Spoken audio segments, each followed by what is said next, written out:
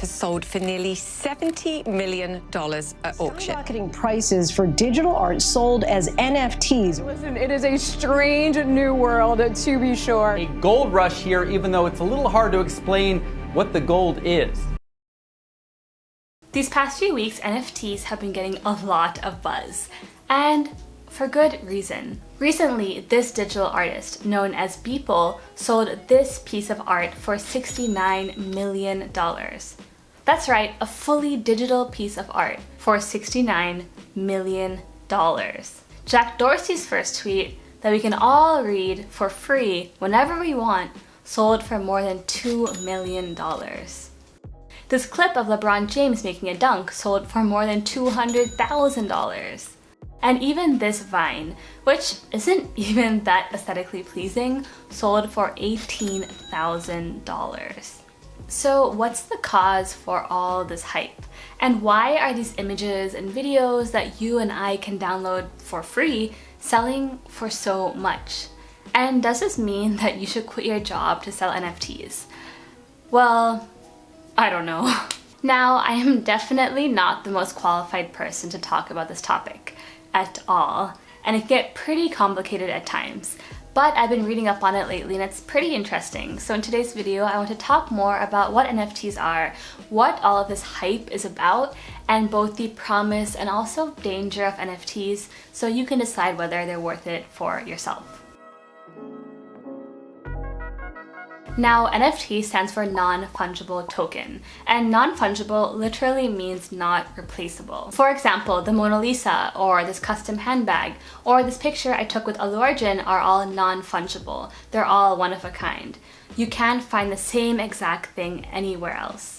And non-fungible tokens are digital assets that can't be interchanged with anything else. So, unlike a Bitcoin, for example, which in most cases is interchangeable with any other Bitcoin, an NFT is unique, and that's what makes them so valuable. And yes, I can go to this website, right-click and download the $69 million piece of art.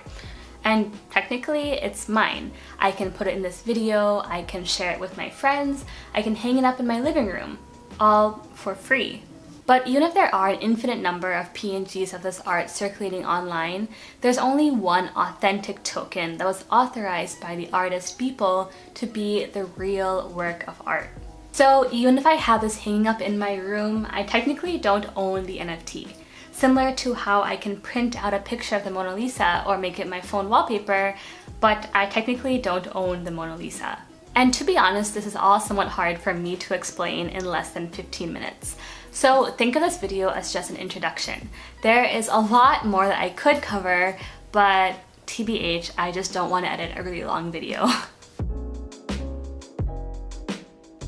And if you are an artist or a creator or, well, anyone, you can sell your own NFTs in an online auction, which can be purchased with Ethereum, a type of cryptocurrency. Now, despite my aging CS degree, I still don't fully understand the technicalities behind how blockchain or crypto works. But I think all you really need to know is that NFTs are stored on a blockchain. And the blockchain allows us to have a record of who owns each NFT in a highly secure manner.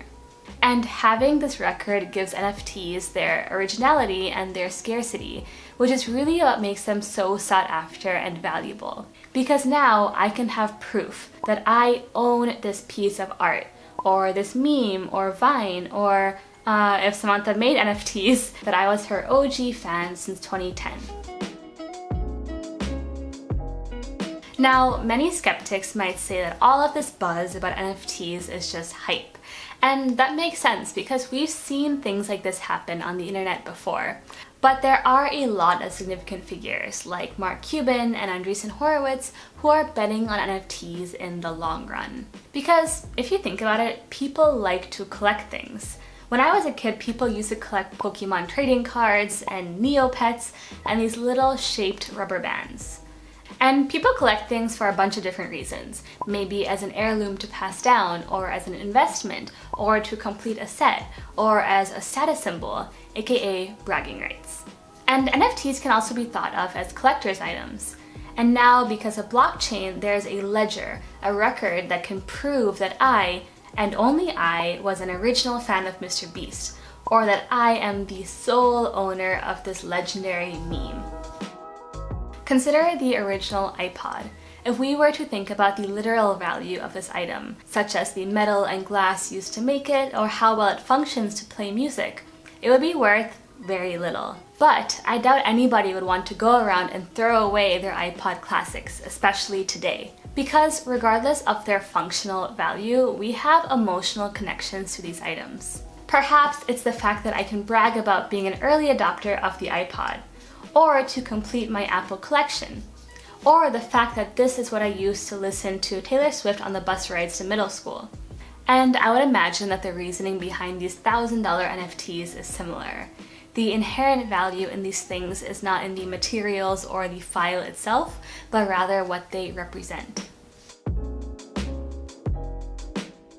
And I would say some of this hype is definitely well warranted. NFTs do have a lot of promise, especially to artists and creators and also their early supporters.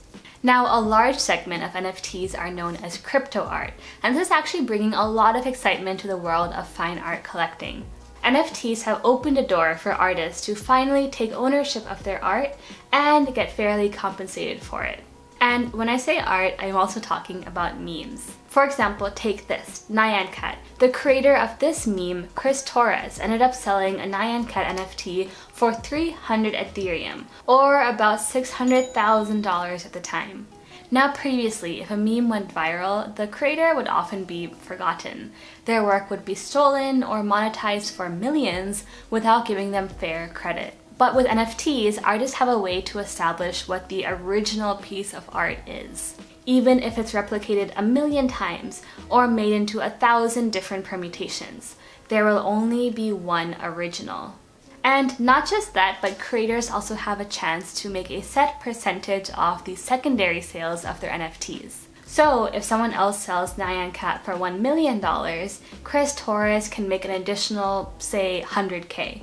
As Aaron Griffith for the New York Times wrote, NFTs have become a notable, technologically savvy move by creators of digital content to connect financially with their audience and eliminate middlemen. And this brings me to the second promise of NFTs, because I know for a lot of us, we want to be able to show off that we were an early fan of someone before they became famous. I know for me, I like to brag about the fact that I watched Casey Neistat before he had 500K subs. I know it's not quite the same, but you get the idea. Now imagine if Casey Neistat decided to sell 100 NFTs when he had 100 subs. Or, I guess, for my sake, 500K subs. And let's say I bought one of those NFTs for $10. And similar to being a patron or a YouTube member, owning that NFT could give me different perks beyond bragging rights. Maybe invites to dedicated calls with Casey or access to exclusive content. And today, that NFT might be worth maybe $1,000 or $10,000. And besides all of that, this is the best proof that I was a true fan of Casey, that I believed in him right from the start. And I know a lot of people, even myself, would want to pay $10 for those bragging rights. Now, you may have seen this coming, but NFTs have a dark side. Now, even though NFTs are purely digital, they actually have a pretty nasty environmental impact. And that's intentional. That's actually what makes NFTs NFTs. That's because cryptocurrencies like Bitcoin and Ethereum use this algorithm called POW, or Proof of Work. This algorithm basically makes a ridiculously hard puzzle for computers to solve. Think of it as having hundreds of computers working day and night to crack really complex passwords. And these puzzles help validate each block in the blockchain. This is what makes blockchain decentralized and thus more secure. And all of this, of course, takes energy, and a lot of it. A single Ethereum transaction takes up about 35 kilowatt hours, which is equal to the amount of electricity I consume in more than 2 days. And its carbon footprint is equivalent to watching more than 5,000 hours of YouTube. And mind you, this is for a single Ethereum transaction. And this was all pretty shocking to me since I'm always trying to cut down my footprint however I can. I drive a hybrid, I recycle, I turn off the lights. So the fact that this one activity could be so wasteful was pretty mind-blowing to me. And it gets worse.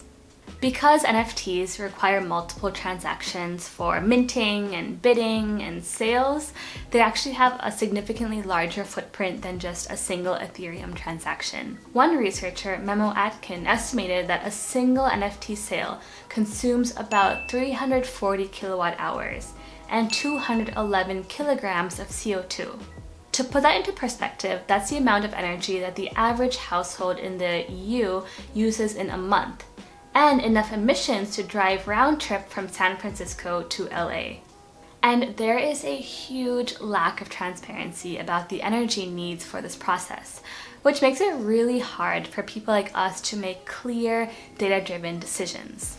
And even if we assume that the data in the study I just mentioned is off by a factor of 10 or even 100, that is still a lot of energy that is just wasted.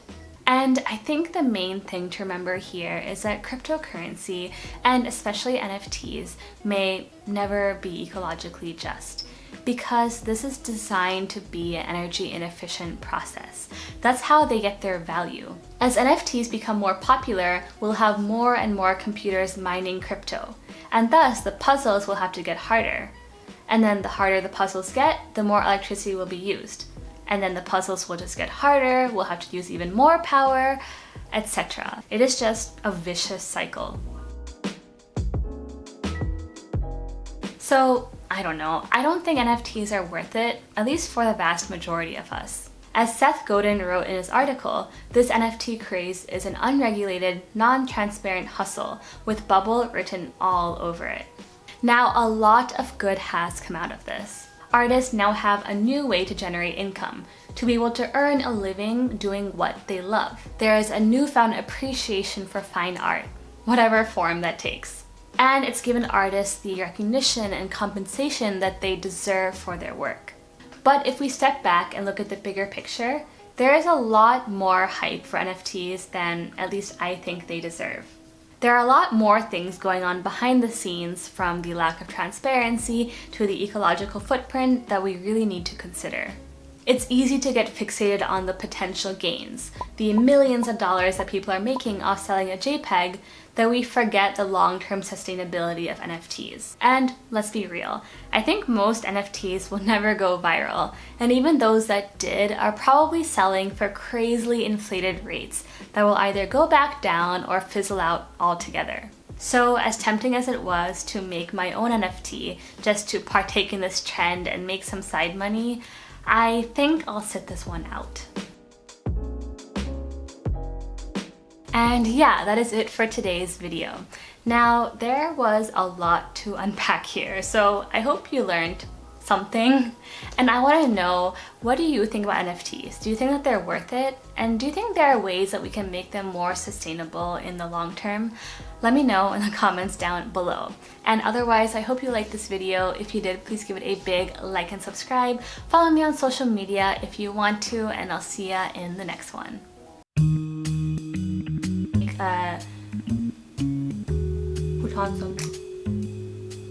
The